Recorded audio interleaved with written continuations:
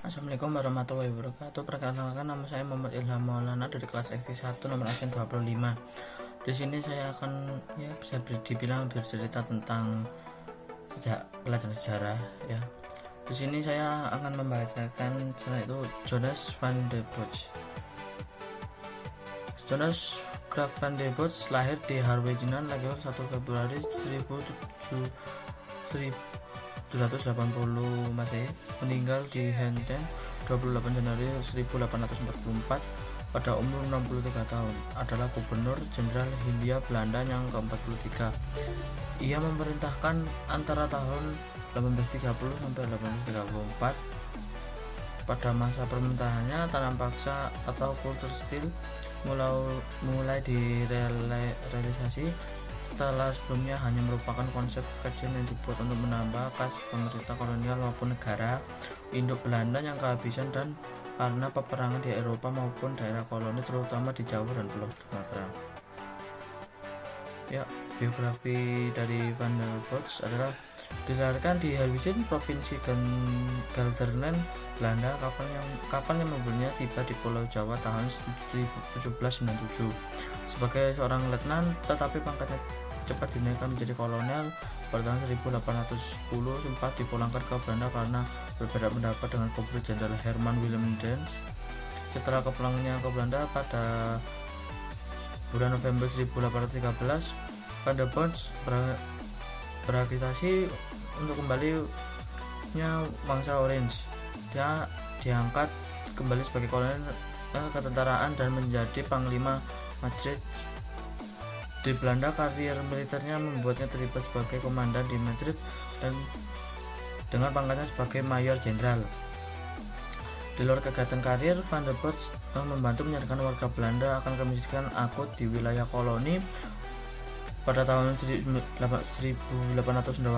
dia diangkat menjadi jenderal komisaris dan dikembalikan ke Batavia, ini Jakarta, hingga akhirnya menjadi gubernur jenderal pada tahun 1830. Dan Van der Bosch kembali ke Belanda sesudah 5 tahun. Dia pensiun secara sukarela pada tahun 1839. Masa kekuasaan VOC di Indonesia. Saat Belanda mulai memasuki Indonesia, yang mendirikan kelompok dagang dikenal sebagai nama VOC.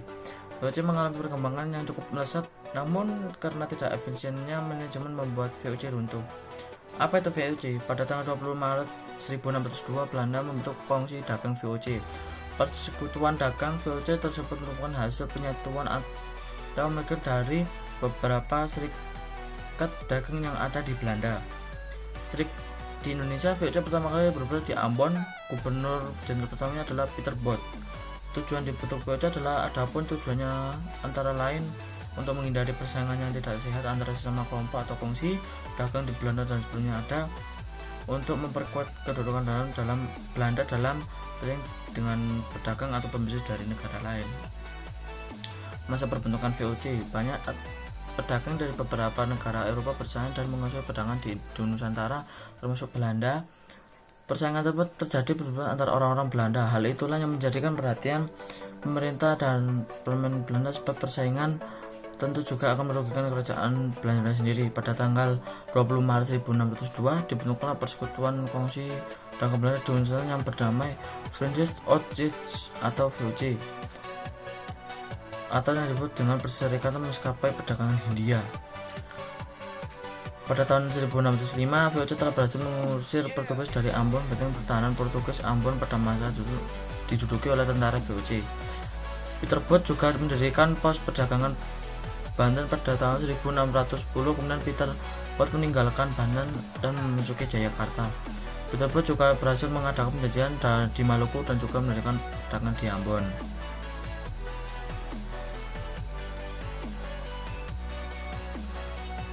Masa perkembangan VOC. Pada tahun 1614, Peter Both kemudian digantikan oleh Gubernur Jenderal Tres yang memimpin pada tahun 1614 dan sampai 1615. Kemudian dia digantikan pada Gubernur Jenderal yang baru yakin, Lawrence Tres, memimpin pada tahun 1615 sampai 1619. Pada masa Lawrence Tres berhasil bangun gedung Mauritius yang berlokasi di tepi Sungai Ciliwung. Pada awalnya mereka bersikap baik dengan rakyat.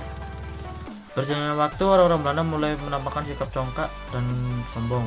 Hal itu yang memunculkan kebenaran masyarakat dan para penguasa lokal. Orang-orang VOC kemudian berpindah Maluku sehingga Jayakarta kembali ditinggalkan oleh Kesultanan Banten. Ya.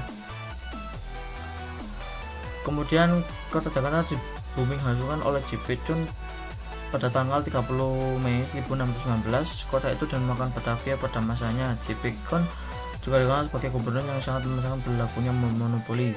J.P. Chun sangat tiba di Batavia diangkat menjadi gubernur jenderal untuk jabatan yang kedua kalinya pada tahun 1627.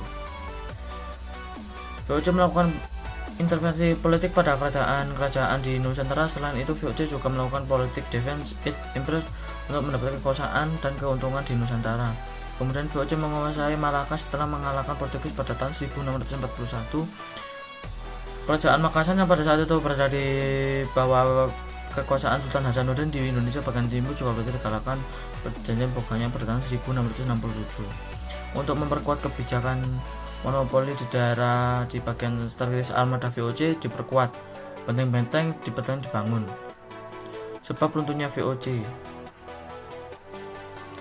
Sistem monopoli VOC dengan akibat yang merugikan karena pemerintah Belanda tidak memperhatikan penduduk pribumi di Indonesia, maka penduduk pribumi semakin miskin dan bodoh.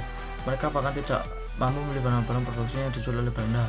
Tidak jarang juga penduduk Indonesia tidak mampu membeli bahan-bahan makanan yang telah dijual oleh Belanda. Cara kerjanya tidak efektif dan efisien. Anggaran pemerintah atas VOC melebihi keuntungan diperoleh. Persaingan perdagangan, kemudian perdagangan VOC, besarnya biayanya menghadang perlawanan masyarakat, pembagian keuntungan yang mengecewakan saham perang-perang Inggris dan Prancis pada tahun 1780-84. Ya, sepertinya itu saya. Bila ada salah kata, mohon dimaafkan. Wassalamualaikum warahmatullahi wabarakatuh.